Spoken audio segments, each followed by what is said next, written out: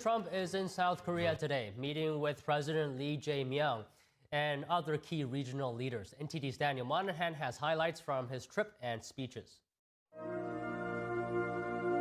The Star-Spangled Banner played for Trump as he stands in salute. Trump was awarded South Korea's highest honor, the Grand Order of Mugunghwa. I'd like to wear it right now. Thank you so much. And President Lee Jae-myung gifted Trump a Korean treasure, a Chunmachung gold crown. The Chunmachung gold crown symbolizes the divine connection between the authority of the heavens and sovereignty on earth. Trump joined a meeting with President Lee. There's a great love between our communities, between our people, between leadership, and we're all friends. I know you showed me a picture from a long time ago of you and I, and you're looking better now than you did then. That was quite a while ago, so you're doing something well. President Trump said he knows the Korean peninsula remains technically at war and vowed his administration will work to straighten things out.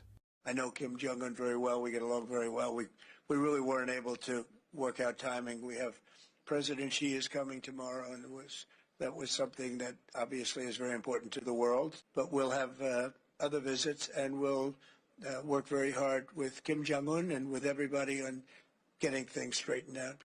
At the APEC CEO Summit, Trump said America's success fuels prosperity across the Pacific. When America thrives, our partners thrive, and our alliances thrive. The president says his administration has rejected the old model of incompetent government that punished success and rewarded failure. We're rewarding those who build and create and hire and invest in the USA, and we're making America the best place on earth to do business. On social media, the president addressed speculation about a meeting with Canadian Prime Minister Mark Carney, saying, quote, "For those asking, we didn't come to South Korea to see Canada." Trump's arrival in South Korea came about 90 minutes late, following North Korea's announcement that it had test-fired a new cruise missile earlier in the day. The president downplayed the launch, calling it just one more missile from Kim Jong-un, and emphasized his good relationship with the North Korean leader. Daniel Monahan, NTD News. President Trump in South Korea today providing an update on trade negotiations with the key American ally, saying a trade deal has been reached. I'd like to thank everybody. I know you all either reasonably well or very well. And we had a tremendous meeting today with South Korea. I think the meeting was determined, very much determined. And we made our deal. We pretty much finalized a trade deal. And we discussed some other things having to do with national security, etc. And I think we came to a conclusion on a lot of very important items. 우선 2천억 불은 The $200 billion package is structured similarly to Japan's $550 billion financial package agreed upon with the U.S. 투자 상한을 200억. Trump and President Lee Jae-myung agreed that Seoul can split up its promised $350 billion investment fund. $200 billion in cash would be paid in yearly installments, capped at $20 billion. The other $150 billion is to be spent on investments in shipbuilding, which South Korea has promised to help Trump restore. Mutual tariffs will stay at 15%, while tariffs on South Korean cars and auto parts will also be reduced to 15%. Korean companies will take the lead in the shipbuilding initiatives. Meanwhile, aboard Air Force One today, Trump hinted at lowering fentanyl tariffs on Chinese imports. I expect to be lowering that because I believe that they're going to help us with the fentanyl situation. They're going to be doing what they can do. And on the rare earth terms, sir, do you need to see more than just a one-year delay? Is that sufficient to make other concessions? I don't know. We haven't talked about the timing yet, but we're going to work out something. We're doing very well with rare earth, as you know, and we're, I think, going to make a big step with fentanyl. The thing with fentanyl, the border is now so tight, it's much tougher for them. We've been doing very well with that. Trump suggested the U.S. could reduce those tariffs ahead of his meeting tomorrow with Chinese Communist Party leader Xi Jinping in South Korea. Trump did not provide details on how China would help curb the flow of fentanyl precursors into the United States. He says he intends to address the matter with Xi during their meeting. The White House says Trump will meet Xi at 11 a.m. local time on Thursday. That's 10 p.m. Eastern tonight. The president also discussed the fact that he can't run for a third term. He said his poll numbers are the highest numbers he's ever had. He also said he ended 8 wars and the U.S. has the greatest economy in history, adding that energy prices are also down significantly. Here he is discussing the economy.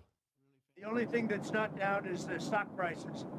And 401ks are through the roof. Everyone's 401ks hitting records.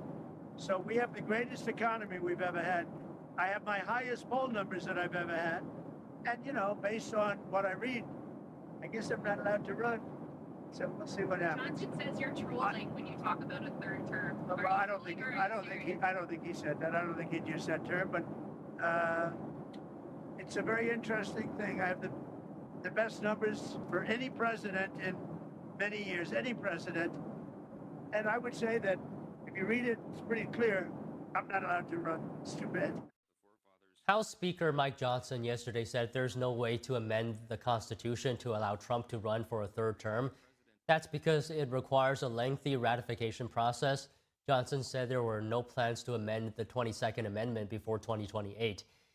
The amendment allowed Franklin D. Roosevelt's fourth-term presidency. The amendment process needs approval by 2/3 of both the House and Senate, and then ratification by 3/4 of the states, or 38 states. Johnson remarked that he sees no path for that. Meanwhile, Trump was asked aboard Air Force One whether the Gaza ceasefire will hold. Nothing's going to jeopardize. You have to understand, Hamas is a very small part of peace in the Middle East. And they have to behave. They're on the rough side, but they said they would be good, and if they're good, they're going to be happy, and if they're not good, they're going to be terminated. Their lives will be terminated, and they understand that. No, that's a very strong peace. Hamas is a small thing, but they kill people. They grew up killing people, and I guess they don't stop. But nobody knows what happened to the Israeli soldier, but they say it was sniper fire, and it was retribution for that, and I think they have a right to do that. Trump's comments come after Israel conducted strikes on targets in Gaza last night. According to the Hamas-run health authority, the attack killed over 100 people. That number has not been independently verified. Israel says acted after an attack by Hamas terrorists killed 1 soldier. Both Israel and Hamas trade blame for violations of the ceasefire. The Israeli military announced it will continue to uphold the truce agreement, but respond firmly to any violation. And Israel released a video appearing to show that Hamas staged the discovery of bodies to seized hostages. According to Israel, Hamas planted the remains of an Israeli hostage at an excavation site before calling in a Red Cross team and pretending it had found a missing hostage. War Secretary Pete Hegseth in Japan today. He described the relationship between the United States and Tokyo